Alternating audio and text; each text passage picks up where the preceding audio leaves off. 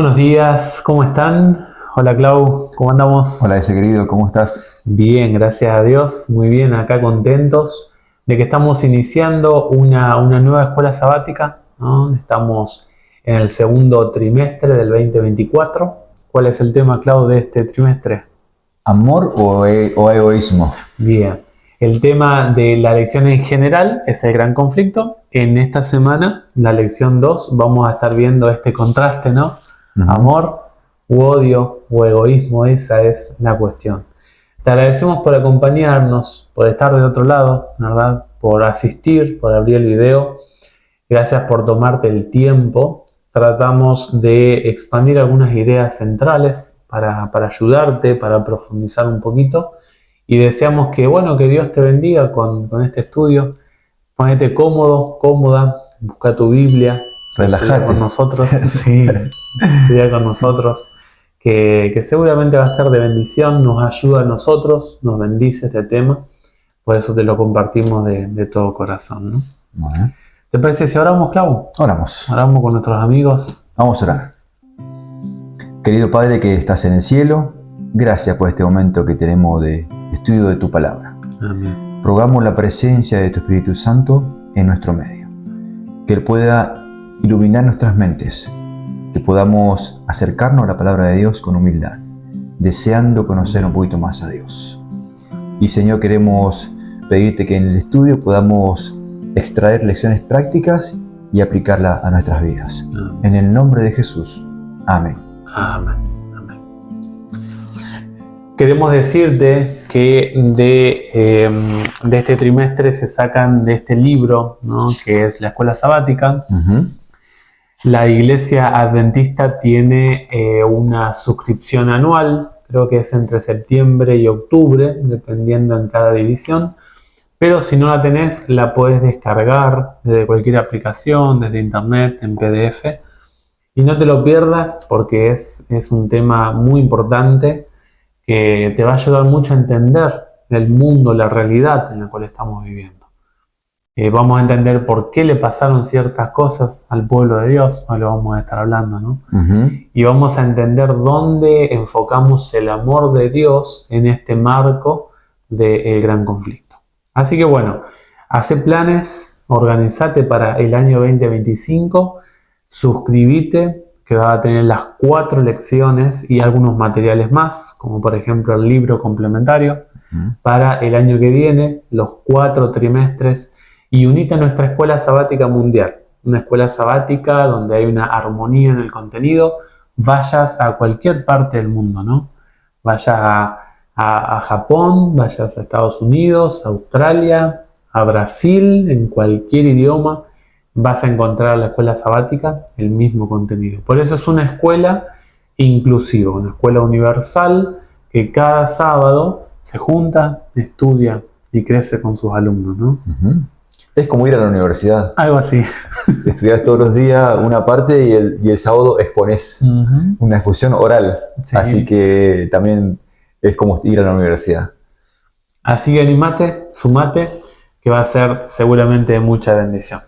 Estamos iniciando la lección número 2, ¿no, Clau? Sí. Estamos iniciando de esta lección de abril, mayo y junio que abarca estos 3 meses, la lección número 2, titulada ¿cómo, Clau? ¿Amor o egoísmo? Esta es la cuestión. Así es. Vamos a estar viendo, y estábamos charlando con Clau antes de grabar, de qué nos decía el título, ¿no? ¿Qué nos decía el título de esta lección? Y creo que como maestro, como estudiante, cada inicio de estudio, un título, un subtítulo, tiene un sentido y de alguna forma te resume, ¿no? Todo el contenido que vas a estar hablando, ¿no? Así que el título te va a llamar la atención, es un título desafiante que nosotros lo compartimos de esta forma. ¿Cómo lo entendiste, Clau? Yo creo que, Ezequiel, en el estudio de la escuela sabática aparecen dos paradigmas, dos fuerzas antagónicas. El amor de Dios, por un lado, donde Dios es motivado por el amor. Todos sus planes, sus proyectos para el ser humano son motivados por el amor. Cuando él habla de sus leyes y sus estatutos, la base es el amor, porque Él ama a sus hijos y quiere el bienestar de sus hijos. Eso por un lado. En segundo lugar, la contraria, el egoísmo. El enemigo es egoísta, orgulloso, ¿sí? Entonces, él es motivado por el egoísmo. Entonces, yo veo aquí dos fuerzas antagónicas. El amor de Dios por un lado y el egoísmo del enemigo por el otro. Claro, yo lo entendí, está muy interesante la idea de Clau, ¿no? Yo lo entendí en las dos estrategias que Satanás usó para con el pueblo de Dios. Yo lo hubiera puesto por ahí egoísmo, odio o amor, ¿no? Primeramente, el adversario de Dios atacó al pueblo de Dios, lo persiguió, lo masacró, pero era como una semilla, ¿no? Como dice cierta autora, una semilla que crecía y se reproducía. Y luego lo que hace el adversario es atacar el amor, ¿no?, de la iglesia de otra forma. Lo que hace es darle una buena posición social, darle comodidad económica, hacer de que los apóstatas, los herejes, cubran su aparente cristianismo, ¿no?, de santidad, y empezó a ingresar en el amor de la iglesia, en la pureza de ese pueblo, las herejías que nosotros conocemos, y se van a preparar el terreno para la Edad Media, ¿no? Yo también veo Ezequiel, y me parece que las personas que de pronto rechazan el amor de Dios, rechazan el plan de Dios, se alistan en las filas del enemigo.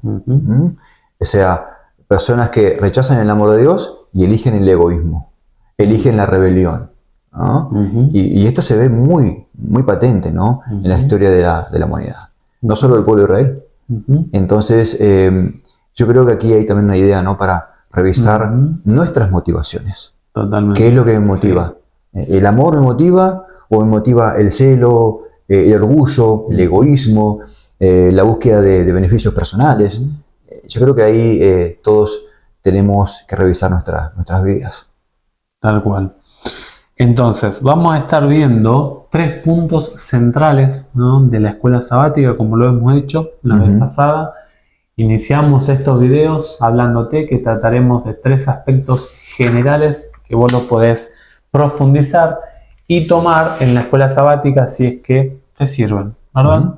Si es que te son útiles, lo podés tomar como formato para también ayudar a tu clase. Vamos a tomar 3 aristas, que es primeramente el punto número 1, que es la tristeza, la agonía, ¿no?, la exclamación de tristeza que hizo el Salvador para con su pueblo. El punto número 2, ¿cómo lo titulaste, Jerusalén es atacada. Jerusalén es atacada. Cómo el pueblo de Dios sufrió en su contexto civil, ¿no?, el ataque justamente del imperio que tenía el dominio del pueblo de Dios, el pueblo judío, ¿no?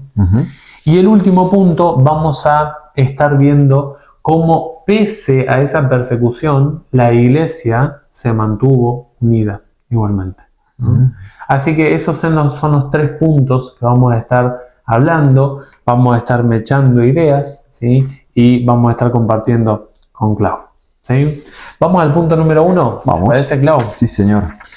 El texto central de este punto está en Mateo 23, 37 al 39. ¿Te parece si lo leemos, Clau? ¿Sí? ¿Cómo no? Mateo 23, 37 al 39. Es una exclamación del Señor Jesús para con su ciudad amada. Mateo 23. 37 al 39. Dice la Biblia: Jerusalén, Jerusalén, que matas a los profetas y apedreas a los que te son enviados.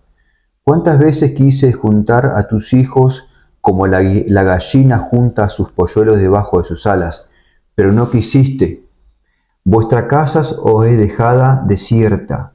Pues os digo que desde ahora no volveréis a verme hasta que digas: bendito el que viene en el nombre del Señor.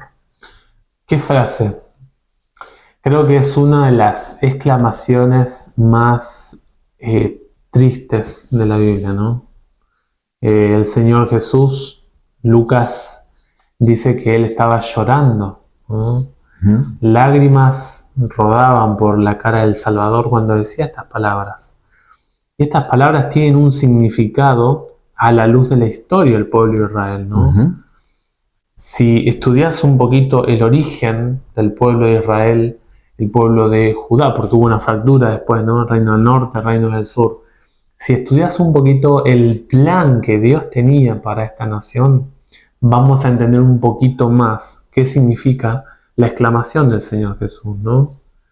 Porque la historia del pueblo de Israel era de que esa organización civil que tenía las normas morales de Dios en su organización, en su centro de adoración. Fíjate que si ves una foto cómo estaba el santuario, ¿no? Adentro, y todo alrededor estaba el pueblo organizado, ¿no? ¿Te acordás de Balaam cuando fue a maldecir? Dice que vio tan organizado el pueblo de Dios, ¿verdad? Se sorprendió. Cuando desde la montaña vio el campamento tan ordenadito, se sorprendió, correcto. O sea, el orden, el sueño para el éxito de esta nación era de tener la verdad bíblica, conocer al Salvador, preparar el terreno para su llegada y expandir ese evangelio para todo el mundo. Ese era el sueño de Dios. Pero ese sueño estaba bajo una condición, ¿no? Si ustedes son santos, allá en Éxodo 19 se lo dice, ¿no? 19:5. Si ustedes se mantienen puros, si ustedes quieren ser mis sacerdotes santos, yo los haré ese pueblo santo. A mí me gusta mucho la imagen que usa Mateo, ¿no? De esa gallina. Y aquí yo creo que se ve revelado el amor de Dios, ya que estamos en el tópico, ¿no? De amor o egoísmo. Aquí se ve el tema del amor de Dios como esa gallina preocupada por proteger a sus pollitos, ya sea de un incendio, del ataque de una fiera, de lo que fuese, pero ellos, los pollitos, rechazaron la protección de la gallina y se fueron de debajo de sus alas. Entonces, yo creo que aquí es un llamado para nosotros. ¿En qué sentido? Cuidado en alejarnos de la esfera de protección de Dios.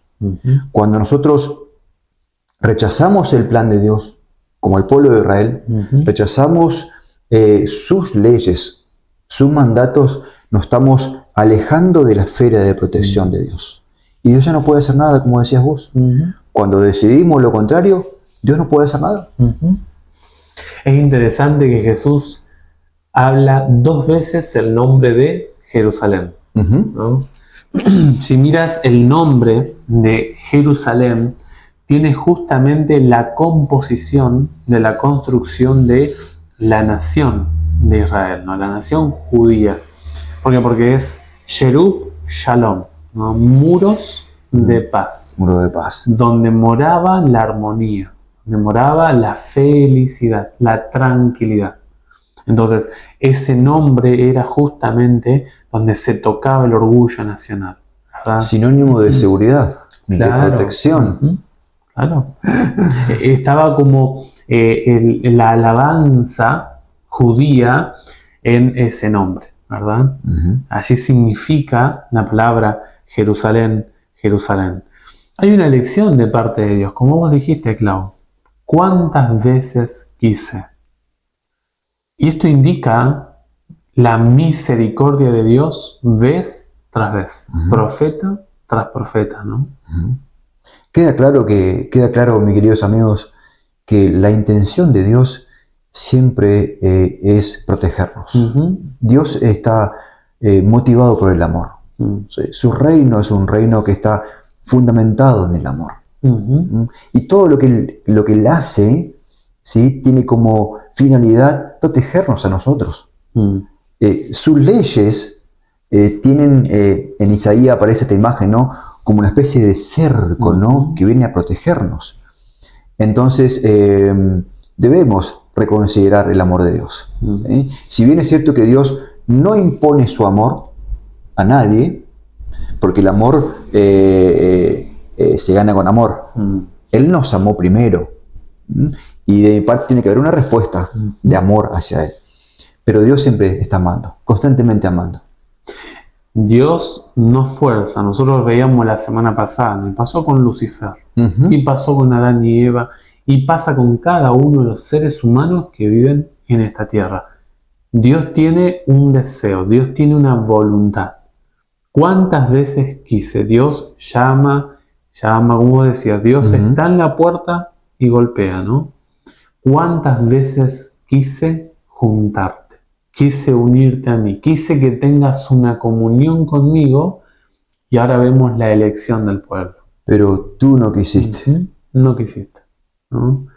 Y además dice, ¿no?, que ellos mataban y apedreaban a los profetas de Dios, ¿no? Allí en Mateo 23, 34 y 35 dice, matando y apedreando a los que se te enviaban, ¿no? O sea, el pueblo decidía no escuchar la voz de Dios. El pueblo tuvo muchísimos profetas a lo largo de toda su existencia, ¿no? Desde 1500 años antes, desde Moisés, comenzando con Josué, siguiendo con David, siguiendo con Salomón, ¿no? Hombres que influyeron en el pueblo, ¿no? Samuel, que tuvieron un impacto muy grande. Hablamos de Isaías, Jeremías, Daniel, Ezequiel, profetas que algunos ni siquiera nos ha dejado un libro de ellos. Elías, por ejemplo, nos ha dejado un libro de Abraham, ¿no? O sea, Dios en esta palabra está diciendo que no solamente rechazaron, sino que además ni siquiera dejaron de que al menos los mensajeros hablaran, ¿no? Los mataban para que no hablasen. Y Esteban les dijo, ¿no? Sí. Testarudos de corazón. Jesús les dijo, ¿no?, a los líderes, hombres duros de corazón, duros de cerviz, ¿no? No quieren doblegar su voluntad, no quieren escuchar mi plan, no quieren conocer mi sueño. Cuando leemos lo que decía Ezequiel correctamente, cuando leemos Hechos de los Apóstoles, encontramos Hechos 2, por ejemplo, Pedro, Hechos 7, Esteban, Hechos 9 en adelante, la gran predicación de Pablo también, ¿no? Y ellos, estos apóstoles, decían abiertamente, ustedes rechazaron y mataron al Mesías. Y entonces, yo creo que aquí hay una idea, sumando lo que vos decías, Ezequiel, correctamente. No solo ellos persiguieron y mataron a los profetas que Dios había enviado con fines de animarlos, de prepararlos, sino que ahora Jesús viene a compartir la suerte de los profetas. Y en Jesús no tenemos un profeta común y corriente. Mateo 12 habla de Jesús como el profeta, el gran profeta. Y Jesús viene y ellos más adelante lo van a matar. No solo lo van a rechazar, sino que también lo van a matar. Entonces vemos en Jesús aquí, viene a compartir la suerte de aquellos profetas que fueron perseguidos y matados por el pueblo escogido, pero que decidió rechazar a Dios. Tremendo. ¿Cuál fue la consecuencia, ¿no? El texto allí en el versículo 38 lo dice, ¿no? Qué tremendo. A mí me impacta esto, porque Jesús había dicho, cuando la Biblia habla de que Él ingresó al templo, ¿no? Dice, mi casa, y vio que estaban todo el desorden allí, mi casa será llamada casa de oración para todos los pueblos, ¿no? Ahora le dice, vuestra casa. O sea, es la casa de ustedes, no la mía. Terrible. Dios no fuerza su presencia en tu vida. Dios no forzó la presencia suya, la Shekinah, ¿no?, que estaba en el templo, en el corazón del pueblo. Dios no trabaja de esa forma. Entonces Dios dice, mira, si tú no aceptaste, y acá entramos en la profecía de las 70 semanas, ¿no? Dice 70 semanas, estamos llegando ya a la última parte de la segunda oportunidad para cerrar el pacto del nuevo pueblo que se va a levantar, ¿no? si el pueblo no aceptaba el nuevo pacto, iban a ser dejados como nación que representara a Dios. Y la Biblia dice, la presencia de Dios dejó el templo. Dejó el templo. Y de hecho, cuando Jesús murió, ¿te acordás, Clau, que dice que el velo se rasgó, ¿no? De arriba hacia abajo. O sea, una mano humana lo hubiera cortado de abajo hacia arriba, ¿no? Pero una mano invisible la cortó de arriba hacia abajo, diciendo, ¿no? Que la sombra, ¿no? La tipología que estaba, toda la representación, todos los símbolos encontraban su realidad, ¿no? O sea, todo lo que representaba ahora se encontró el tipo con el antitipo. Dios dijo ahora, nuevo programa a la luz del cielo. Todo lo que hacía o lo que se hacía en la tierra en el plano del santuario terrenal, ahora encontramos ese santuario que ya caducó porque vino el Cordero de Dios, y todo ese programa ahora está en la luz del cielo, ¿no? El santuario celestial. Qué tremendo las decisiones, ¿no? Sí. Nuevamente el pueblo de Dios, el pueblo de Judá, el pueblo judío, lo que hoy en día se llama Tierra Santa, a la luz de la Biblia, no es santa. Tuvo su oportunidad, tuvo su segunda oportunidad de parte de Dios, pero lo rechazaron. Dice allí la Biblia, ¿no? Que ahí en Mateo 23, 34 dice, yo os envío profetas, sabios y escribas. De ellos a uno mataréis y crucificaréis, y a otros azotaréis en vuestras sinagogas y perseguiréis de ciudad en ciudad. O sea, el pueblo no quiso. Por eso Jesús lloró, ¿no? Porque analizó el corazón del pueblo, hizo un análisis de toda la historia profética, porque ya estaba el Antiguo Testamento ahí, ¿no? Y todas las veces que el pueblo dijo, no quiero. El gran conflicto llega al corazón también del pueblo de Dios. Estaba pensando, mientras hablaba Ezequiel, en ese momento cuando Jesús llora, ¿no?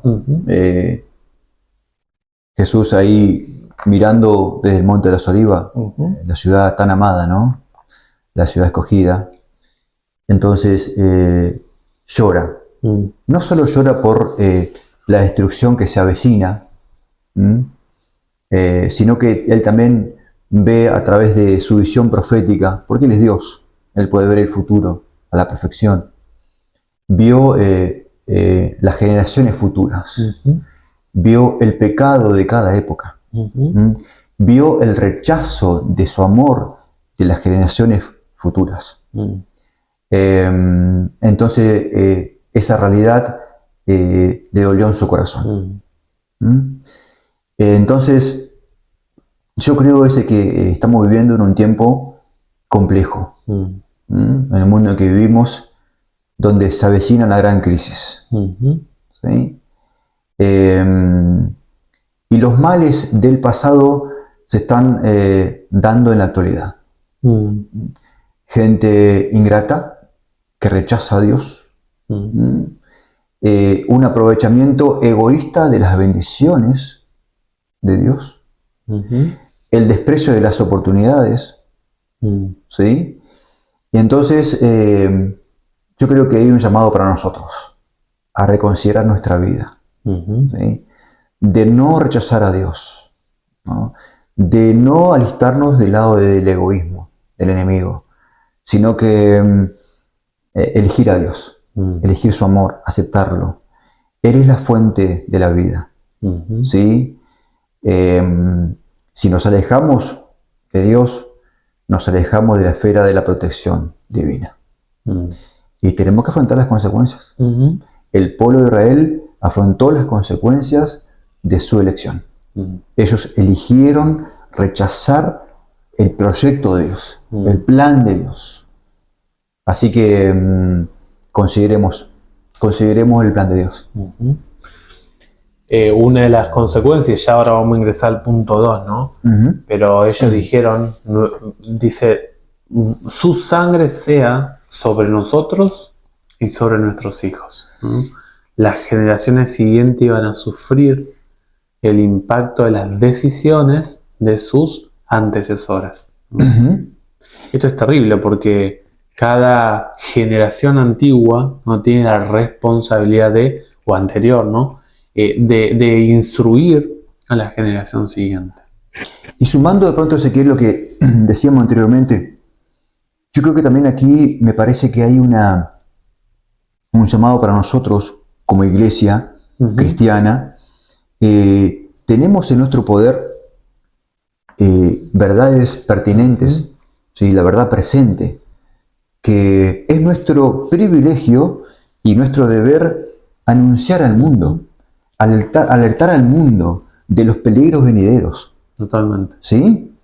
Eso por un lado. ¿En qué sentido alertar? Decir al mundo, elijan a Jesús, crean en su palabra. Él tiene un proyecto de salvación, Él tiene un proyecto de vida eterna. Eso por un lado. ¿Sí? En segundo lugar, es nuestro privilegio decirle al mundo que confíen en Dios. ¿Por qué? Porque la agenda de los eventos venideros están en las manos del Creador. O sea, Dios tiene en su mano el control de la historia de la humanidad.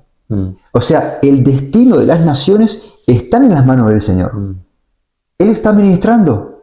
Entonces, ¿qué nos queda a nosotros, por lo tanto? Confiar en Dios, ¿sí? Elegir el amor, desechar el egoísmo y confiar que Dios tiene un plan perfecto. Dios no falla. Está, y aquí Ezequiel, hay una idea muy interesante. Cuando Jesús dice consumado es en la cruz, ¿sí? Su sacrificio fue perfecto. Esa obra sacrificial fue perfecta, no le faltó nada. Y está ahora en el cielo, en el santuario celestial, llevando a cabo la obra sacerdotal. Y cuando acabe esa obra, ¿sí? Se saca su vestidura de juez y se pone la vestidura de rey de gloria, y habrá un segundo consumado es. Y vendrá la tierra a poner fin a esta larga historia de transgresión, de rebelión, de caos, de angustia y de muerte. Entonces nosotros hoy tenemos que elegir ponernos del lado del amor, del lado de Dios, para ser parte de ese gran pueblo que abrazará a Jesús. Eres libre, tú puedes elegir, nadie te obligará. Nosotros te recomendamos que elijas a Jesús. Así es. ¿No es cierto, Ezequiel? 2 opciones, una decisión. Exactamente. Podemos escuchar el llamado de Jesús o podemos tomar el mismo camino que tomó el pueblo judío. Exactamente, correcto. No hay más. Pasamos al punto 2, Clau. Sí, señor. Vamos al punto 2. Bueno, mis amigos, el punto 2 vamos a desarrollar Jerusalén es atacada. Jerusalén, como ya mencionamos anteriormente con Ezequiel, fue destruida en la primera guerra judía que abarca los años 66 hasta el año 73 después de Cristo, ¿no? El asedio de Jerusalén, con toda su furia, digamos, ¿no? Sí, se llevó a cabo el año 70 después de Cristo. Es interesante que la ciudad de Jerusalén estaba protegida por 3 murallas, ¿no? Por eso era motivo de orgullo, de protección para el pueblo judío, ¿no? Las primeras 2 murallas cayeron en abril del año 70 y la última muralla unos meses después, el 30 de agosto de ese mismo año. El templo fue quemado ese mismo día. Hay un historiador judeo-cristiano, ¿no? O judeo-romano, como dicen otros por ahí, ¿no? ¿Sí? Flavio Josefo, donde él, en su libro La guerra de los judíos, ahí, él trata de desmarcar a Roma de esta responsabilidad. Dice más o menos, no, en realidad ellos no quisieron quemar, sino fue como una especie de accidente, ¿no? Y es considerado traidor para los judíos, porque él se pasa al bando de Roma. Hay un teólogo millanado, chileno muy bueno, que me gusta mucho. Él dice, ellos fueron sus nuevos patrones. Entonces él trata de desmarcar a los judíos, a los romanos de esta responsabilidad. Pero el caso es que el templo fue destruido la ciudad fue destruida, el templo fue incendiado. Y dice Josefo que más de 1 millón de cristianos murieron ese día, o en ese asedio, y 100.000 fueron llevados cautivos. Tremendo. La ciudad y el templo fueron destruidos. Entonces, uno cuando analiza estos eventos, ¿no? La destrucción del templo, las muertes, el cautiverio, uno se pregunta por qué. ¿Por qué? ¿Cuál fue el motivo? O sea, ¿por qué Dios no protegió a Jerusalén? Ya algo dijimos, ¿no? ¿Por qué Dios no protegió al pueblo judío? Entonces hay explicaciones al respecto, ¿no?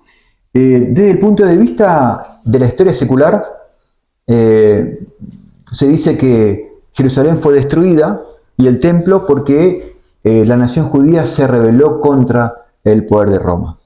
Se rebelaron contra la autoridad romana. Eso desde un punto de vista histórico, ¿no? Otros historiadores, otros estudiosos judíos opinan que y leen en la destrucción de Jerusalén y el templo como una medida disciplinaria de parte de Dios, porque ellos habían despreciado su ley y se habían vuelto inmorales. ¿Sí? Pero... que eso en parte es algo bíblico también, ¿no? Correcto, correcto. Pero desde el punto de vista bíblico, cotejando la información tanto del Antiguo como del Nuevo Testamento, encontramos causas mucho más profundas, que son causantes de la destrucción de la ciudad y el templo. Y tiene que ver con que la nación judía, ¿sí?, deliberadamente rechazaron al Mesías y rechazaron el pacto de Dios que tenía con ellos. Totalmente. Entonces, claramente aquí lo que decíamos anteriormente en Ezequiel, ¿no? Nosotros limitamos a Dios con nuestras decisiones. Y cuando yo decido todo lo contrario, Dios no va a forzar. Dios no obliga a nadie. Tenemos que decidir nosotros. Y el pueblo de Israel decidió su destino. Y sufrió las consecuencias inevitables. Fíjate que hay una cita acá, ¿no?, en el conflicto de los siglos, en la página 39, que nos habla un poquito de todo este desastre que estaba pasando el pueblo judío, ¿no? Ella dice: los judíos habían forjado sus propias cadenas, habían colmado la copa de la venganza en la destrucción absoluta de que fueron víctimas como nación, y en todas las desgracias que les persiguieron en la dispersión, no hacían sino desechar lo que habían sembrado con sus propias manos. Dice el profeta: es tu destrucción, oh Israel, el que estés contra mí, porque has caído por tu iniquidad. Oseas 13:9. Los padecimientos de los judíos son muchas veces representados como castigo que cayó sobre ellos por decreto del Altísimo. O sea, muchas veces se le echa la culpa a Dios de todas estas circunstancias sangrientas que pasó el pueblo judío. Pero ella dice: así es como el gran engañador procura ocultar su propia obra. Por la tenacidad con que rechazaron el amor y la misericordia de Dios, los judíos le hicieron retirar su protección y Satanás pudo regirlos como quiso. Las horrorosas crueldades perpetradas durante la destrucción de Jerusalén demuestra el poder con que se ensaña Satanás sobre aquellos que cedan a su influencia. Tremendo. O sea, el acompañamiento de Dios, la bendición de Dios, no está con vos cuando vos decidís alejarte de Dios. Y cuando vos tomás ese camino, ese rumbo, quedás a disposición del maligno. O sea, el gran conflicto nuevamente se remite a una elección. Cuando uno elige, se coloca en cierta posición, y lo que hace Satanás es, cuando te ataca a él mismo mandándote el mal, se degrada el carácter de Dios, ¿verdad? Y esto es algo sumamente importante porque es la historia de un pueblo conocido por todo el mundo teológico, ¿no? Correcto. Y de pronto, volviendo a la idea del amor, ¿no? En pugna con el egoísmo, vemos en estos eventos cómo Dios en su misericordia y su providencia estaba protegiendo a su pueblo, protegiendo a los creyentes, protegiendo a aquellos que estaban enfocados, concentrados, ¿sí? Aguardando el cumplimiento de la palabra de Dios. ¿Quiere que leamos dos pasajes bíblicos ese? Leemos. ¿Te puedo pedir Mateo 24:15? Sí. Mateo 24:15. Aquí está justamente la advertencia de parte de Jesús para los creyentes del tiempo de asistencia de Jerusalén. Mateo 24:15, ¿qué dice? Dice, por tanto, cuando veáis en el lugar santo la abominación desoladora de la que habló el profeta Daniel, el que le entienda. Y Lucas, en un pasaje paralelo, Lucas 21:20 dice lo siguiente: y cuando veáis a Jerusalén rodeada de ejércitos, dice él, sabed que su destrucción ha llegado. El que le entienda, dice Mateo. Aquí hay una responsabilidad personal de estudiar e investigar la Biblia por nuestra cuenta. Entonces, ¿cómo se ve estos pasajes reflejados en la historia? Dice la historia que en el año 66 después de Cristo, Cestio Galo, que era el comandante que estaba dirigiendo el ejército romano, rodeó la ciudad, ¿sí? La sitió. Nunca antes habían llegado tan cerca de la ciudad. Si bien hubo revueltas, ¿sí? Esporádicas, pero nunca estaban tan cerca, según Josefo. Pero de pronto, de manera misteriosa, hicieron una retirada. Abandonaron. Entonces, en esa ocasión, los creyentes que estaban esperando, aguardando el cumplimiento de estos pasajes bíblicos, leyeron como la oportunidad para huir de la ciudad. Y salieron, huyeron a Pella, ahí en Perea, más allá del Jordán, salvando así su vida, ¿no? Y aquí vemos claramente la providencia de amor de parte de Dios. No deja a sus hijos en tiniebla. Pero hay de nuestra parte una responsabilidad: estar atentos, velando, ¿sí? Aguardando, concentrados, esperando el cumplimiento de las profecías.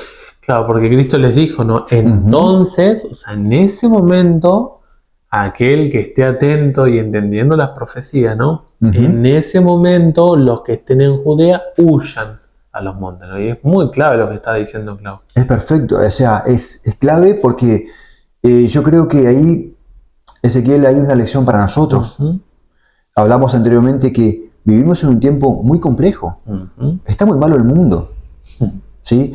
Vemos a Satanás agitando las naciones, agitando las potencias, provocando caos, guerra, destrucción, matanza, hambre, sequías. Él es responsable de todo eso. Y te quiere hacer creer que Dios es responsable de ello. Y quiere sembrar en tu mente de que Dios es responsable. Él te dice lo siguiente, acusando a Dios: si Él es poderoso, Él podría evitar eso. Pero en realidad hace una proyección de su mal en el ser humano. El diablo es responsable de todo aquello. Pero Dios no nos deja en tiniebla. Tenemos la palabra de Dios, debemos estudiarla. El que lea, entienda. Hay una responsabilidad de nuestra parte. Pero eso no es todo. La huida de los creyentes ese día, ¿sí? No pudo ser evitada por nadie. Ni los judíos ni los romanos pudieron evitar su huida. Cuando Dios interviene en la vida del cristiano, la vida cambia. Él te salva, Él te protege, si yo estoy conectado con Él. Él te da la oportunidad de tomar decisiones, ¿no? Por medio de las profecías. Tenemos que recordar que había ramas del judaísmo como los celotes, ¿no? El ataque del Imperio Romano hacia Jerusalén fue porque justamente los judíos eran un pueblo rebelde, un pueblo que no conocían o no querían escuchar las profecías, y cuando, por ejemplo, los romanos salieron en esta ocasión que vos decís, lo que hicieron los celotes, ¿no? Tenían armas debajo de sus vestimentas y mataron a un montón de soldados romanos. O sea, si al menos hubieran escuchado el consejo divino, la profecía de Cristo, Y conocido los tiempos, ¿no?, de las profecías, como Jesús dijo de Daniel, al menos no hubieran tomado la actitud orgullosa de levantarse en contra del imperio, ¿no? Correcto. Así como Daniel fue levantado para avisar lo que vendría, Jesús fue colocado en el pueblo judío para advertirles que nuevamente se cuiden de las decisiones políticas en el marco de la vida cristiana que iban a tomar este pueblo, ¿no? Importante eso también. Al menos, lo mínimo que hubiera pasado, era evitar una actitud rebelde, ¿no?, y que el Imperio Romano al menos dejara con vida, ¿no?, Jerusalén. Tremendo. Lo mínimo. Entonces, yo pensaba, ¿no? ¿Qué lecciones podemos aprender de estos eventos, ¿no? Y yo creo que hay dos lecciones fundamentales que podemos extraer para nosotros de esta historia de destrucción, de invasión, de quema del templo y la ciudad por parte de los romanos. Este asedio que sufrió el pueblo judío. Ya dijimos que Dios protegió a los creyentes. Ellos estaban concentrados y atentos y supieron leer el momento exacto para huir, ¿no? 4 años antes de la destrucción. Primera lección. Dios le da a cada ser humano, a cada persona, la libertad de elegir. Pero si elegimos mal, tenemos que hacer frente a las consecuencias. Yo puedo elegir a Dios o al enemigo, pero mi elección va a conllevar a las consecuencias. ¿Sí? Eso por un lado. La rebelión contra los mandatos expresos de Dios, dice el autor de la escuela sabática, acarrea la pérdida de las bendiciones de Dios. ¿Sí? Cuando, lo que dijimos anteriormente, ¿no? Cuando yo salgo de debajo de la sala de la gallina que protege a sus polluelos, me estoy adentrando al terreno del enemigo. Y en ese terreno voy a afrontar las consecuencias de mis elecciones. Aunque Dios hace todo lo que puede para salvar a su pueblo de las horribles consecuencias de sus malas elecciones, incluso Él está limitado por nuestras decisiones. Ya repetimos la idea, ¿no? Cuando decidimos negar a Dios y decidimos rechazar a Dios y elegir nuestros caminos, porfiar en nuestros caminos, Dios ya no puede hacer nada. Ahí podemos leer un pasaje bíblico, ese, rápidamente, en el Salmo 78. Mis amigos que están ahí, si lo quieren acompañar también en sus Biblias, Salmo 78. Vemos justamente lo que estamos diciendo con Ezequiel, estas ideas. Versículo 40 hasta el versículo 42. ¿Querés leerlo, Ezequiel, por favor? Bien, dice: ¿Cuántas veces en el desierto se rebelaron contra él y lo enojaron en el yermo, y volvían y tentaban a Dios y provocaban al Santo de Israel? No se acordaban de su mano, del día que los redimió de la angustia. A pesar de las elecciones equivocadas, de nuestras elecciones equivocadas, que conllevan consecuencias horribles y desastrosas, Dios hace todo lo posible para salvarnos. Hace lo imposible, diría, ¿no? Y muchas veces llora, le duele en su corazón ver las consecuencias de nuestras malas elecciones, pero no puede hacer nada.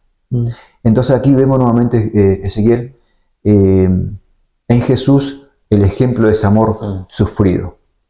Ese amor no correspondido, porque a los suyos vino y los suyos lo rechazaron. Mis amigos, yo quiero decirte en este momento que tenemos que reconsiderar nuestros motivos. De pronto considerar hacia dónde me está llevando los caminos que estoy viviendo, ¿no? Que estoy siguiendo. Si es camino de rebelión, de egoísmo, ¿sí? Reconsideremos. Reconsideremos la propuesta de Dios. Reconsideremos el amor de Dios. Él tiene planes buenos para nosotros. Planes perfectos, planes de felicidad, planes de vida y vida en abundancia. ¿Por qué? Porque separados de mí, nada podéis hacer.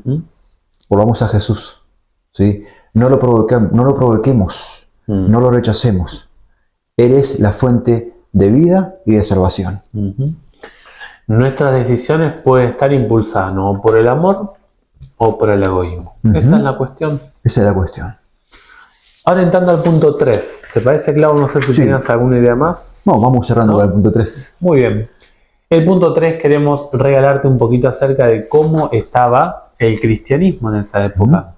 Hablamos un poquito de el aspecto civil en el marco de la vida del cristiano, ¿no? Y recordando la profecía de Cristo, ¿no? Cuando Él les dijo en ese momento, salid y huyan a los montes. En todos estos años, después de que Jesús ascendió al cielo, ¿no? Si miramos un poquito más al 31, ¿no? Correcto. Nosotros vemos unos 3 años donde el pueblo de Dios, la nueva estructura eclesiástica, ¿no? la iglesia levantada, que algunos hablan del reemplazo del judaísmo, pero es una unión entre todo el Israel de Dios será salvo, como dice el apóstol Pablo, ¿no? Era un proyecto nuevo de Dios que dejaba de sustentar o de alentar a Jerusalén, al pueblo judío, como nación que representara a Dios aquí en la tierra, y era una invitación por parte de Pedro, por parte de Felipe, por parte del apóstol Pablo, a todos aquellos que quisieran ingresar en el proyecto del nuevo pacto. Muy bueno. Las 70 semanas eran hasta el año 34, ¿no? Correcto. Ya el año 34 se cerró con la muerte del primer mártir Esteban, se cerró el tiempo de gracia para el pueblo judío. Hay un cambio de enfoque, Ezequiel, ahí con lo que decís. Ya la mirada no estaba centrada en el templo de Jerusalén, porque ya Jesús en su muerte sacrificial fue el cumplimiento de todos los rituales prefigurados, ¿no? Los antitipos. Ahora la mirada estaba centrada en el santuario celestial. Cuando Jesús asciende al cielo, entonces, y sumando esto, uno de pronto leyendo la historia puede pensar que todo estaba mal, que todo es caos, que todo es negativo, pero no es así. Si uno lee detenidamente el libro de Lucas, Hechos de los Apóstoles, vamos a encontrar repetidas veces cómo la gente se convertía a raíz de la predicación de los apóstoles, de Pedro, Santiago, de Juan, de Esteban, de Pablo. Muchos judíos que habían rechazado a Jesús en el periodo de su vida en la tierra, mucha gente que rechazó de pronto su muerte, ¿sí? A raíz de la predicación de los apóstoles se convirtieron y todos los días sumaban gente a la iglesia primitiva. Gente que reconocía que veía en Jesús el Mesías. Entonces, si bien es cierto que la nación judía, ¿sí? Rechazó al Mesías, rechazó el plan de Dios, habían otros cristianos que ingresaron a la fila de la iglesia primitiva. Por eso mismo decíamos, ¿no? Que el proyecto de Dios de ser representado por un Estado organizado civil ya no estaba más. Vuestra casa os es dejada vacía. O sea, la tierra de Dios, el espacio donde Dios se encontraba, su representación civil, no era en el pueblo más judío, no era más allí. Ahora la invitación estaba para todos aquellos, e inclusive los judíos, de forma individual, que quisieran ingresar en este proyecto, es ingresar en las filas del nuevo pueblo de Dios, ¿no? Entonces, ese crecimiento de la iglesia trajo personas que no estaban convertidas, ¿no? Por ejemplo, desde el mismo inclusive inicio de los 12 apóstoles, ingresó uno que Jesús dijo que era un diablo. Terrible. Tremendo. O sea, era un ser que no estaba convertido. Judas. ¿No? También entraron gente avara, codiciosa, que se dejó llevar por mentiras, como Ananías, Ananías y Zafira, ¿no? Un matrimonio que dejó ingresar el egoísmo en su corazón. Hay otros que entraron más en la hechicería, como Simón el mago, en Hechos 8, ¿no? Que trató de comprar al Espíritu Santo, ¿verdad? Por dinero. Entonces, cuando miramos la composición genética de la iglesia, las bases de sus mismos inicios, ingresaron gente que no estaba convertida. Nosotros vamos a estar viendo ahora que el verdadero cristianismo promovía un cambio de conducta, un cambio de mente, un cambio de estilo de vida. El proyecto de la iglesia es enseñar que cuando Cristo está contigo, el apóstol Pedro dijo, ¿no? Bautícese cada uno, reciba perdón, conviértanse, o sea, dejen de andar por ese sendero y tomen decisiones nuevas. Es llamativo, ¿no? Es llamativo y casi yo diría, así como sería bueno que copiemos la vida de los apóstoles y de la iglesia primitiva. Se entregaron por completo a la predicación del Evangelio, a Cristo resucitado. Ese era su mensaje. Ese Cristo que ustedes rechazaron era el Mesías, ¿no? Y entregaron su vida por la predicación del Evangelio. Dejaron sus posesiones, sus propiedades, vivían juntos, comían juntos, compartían juntos, unidos en oración y estudio de la Biblia. Había una armonía, ¿no? Había una armonía entre ellos. Y un estilo de vida centrado en Cristo Jesús. Todos los apóstoles arriesgaron sus vidas para que el Evangelio sea predicado en todo el mundo, ¿no? Diciendo, Jesús es el hombre que fue dado para nuestra salvación. En Él tenemos salvación. No hay otro. ¿Sí? Creamos en Él. Crean en Él. ¿Sí? No rechacen su amor. Y la verdad que la gente aceptaba el mensaje. Y mucha gente aceptó a Jesús. Y el diablo ahí, Ezequiel, se valió de la persecución, el encarcelamiento y la muerte con tal de apagar, ¿no? De acallar las voces, de disminuir el avance del Evangelio. Pero en cuanto más morían, más avanzaba la predicación del Evangelio.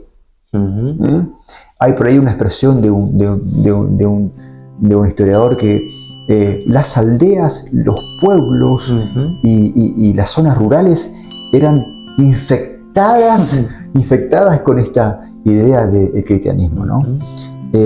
Vivían para eso, entregaron su vida por amor a Jesús. Y aquí vemos de nuevo la idea que estamos diciendo desde el principio, el amor triunfando sobre la fuerza del enemigo. El amor triunfa sobre la fuerza del egoísmo, siempre y cuando aceptamos a Jesús.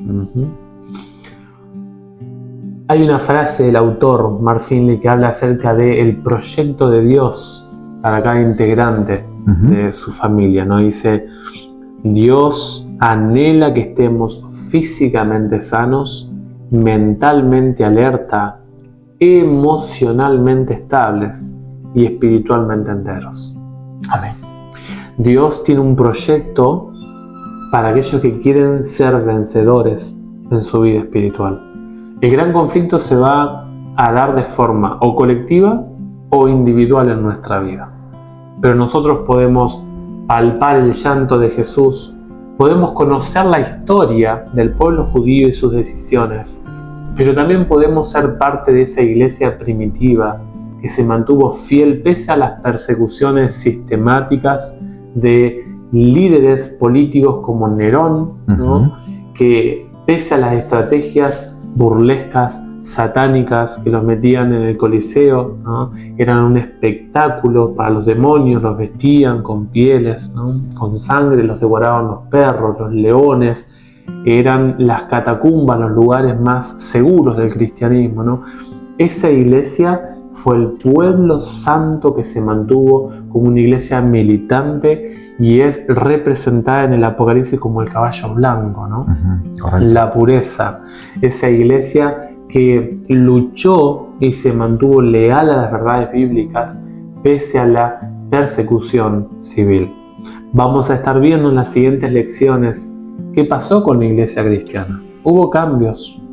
Ya la semilla de la herejía estaba presente, pero eso se potenció mucho más cuando hubo la mezcla entre el Estado y la iglesia. Un compromiso entre la iglesia y el Estado. Entonces la invitación, querido amigo, querida hermana, querido hermano, es que dejes que el amor venza en tu vida. El gran conflicto se desatará en tu vida, en tus decisiones, en tus elecciones personales, como se desató en cada integrante de la iglesia primitiva, en cada judío que escuchó las verdades proféticas del Mesías, y también se desatará en nuestro corazón. Por eso tenemos que decidir, por eso tenemos que pensar, dejar que la cuestión de el odio o el amor habite en nuestro corazón. Y depende de esa decisión, nuestra casa estará en armonía con Cristo, con el cielo, o mandaremos nosotros, ¿no? Estará vacía sin su presencia. Clau, no sé si tienes alguna idea. Últimas palabras y oramos, ¿te parece? Amigos, sumando lo que dice Ezequiel, todos tenemos que decidir. Y nosotros te animamos a que elijas por el amor. Te animamos a confiar en Dios. Él está en este momento administrando, está solucionando el tema del mal. Confiemos en su gobierno, confiemos en su soberanía, aunque no entendamos todas las cosas que pasan hoy, aunque suframos, nos enfermamos y hasta inclusive si llega la muerte, confiemos en Dios. ¿Sí? Él al fin del tiempo va a vencer, el amor va a vencer sobre el egoísmo. Y te animamos que elijas el amor, elijas a Jesús y entregues tu vida a su dirección. Y seguramente cuando venga por segunda vez estaremos todos juntos para ir a vivir con Él para siempre. Y veremos el fin del mal y el dolor. ¿Vamos a orar? Oramos. Querido Padre que estás en el cielo, gracias por la Biblia, gracias por el paso de la lección de la escuela sabática. Queremos, Señor, rogarte que nos des el valor, nos des el entusiasmo, el coraje, nos des la sabiduría para estudiar tu palabra. Vivimos tiempos complejos, Señor, tiempos difíciles. Se nos avecina la crisis, la gran crisis, y queremos estar del lado del amor. Queremos estar en tus filas, Señor. Hoy queremos elegir el amor, queremos elegir a Jesús. Queremos confiar nuestras vidas en tus manos de amor. Quiero rogarte, Padre, que bendigas a todos nuestros amigos que van a estar escuchando este video. Que bendiga sus vidas, sus trabajos, sus profesiones, sus familias, y que también ellos puedan estudiar la palabra de Dios. Lo rogamos en el nombre de Jesús. Amén. Que Dios te bendiga, querido amigo, querida hermana. Te esperamos en la próxima lección con muchísimo gusto, deseándote que Dios sea contigo, en tu familia, en tu vida, que tengas linda semana. Clau, gracias por acompañarnos, gracias por tus aportes. Gracias, Ese, por estar en tu canal, gracias por la invitación. Con gusto. Y lo esperamos la semana que viene. Chao, nos vemos.